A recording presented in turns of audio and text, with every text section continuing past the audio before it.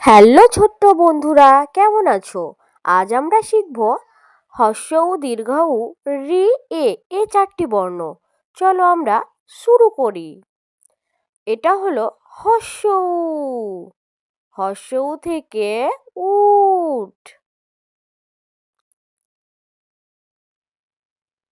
হ্রস্ব উ থেকে উট।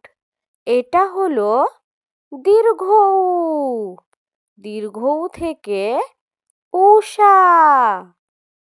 দীর্ঘ উ থেকে উষা। এটা হলো রি। রি থেকে ঋষি। রি থেকে ঋষি।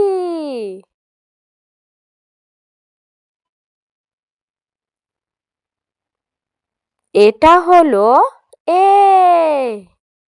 এ থেকে একতারা।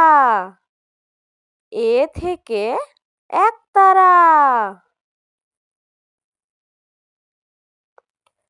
হ্রস্ব উ দীর্ঘ উ রি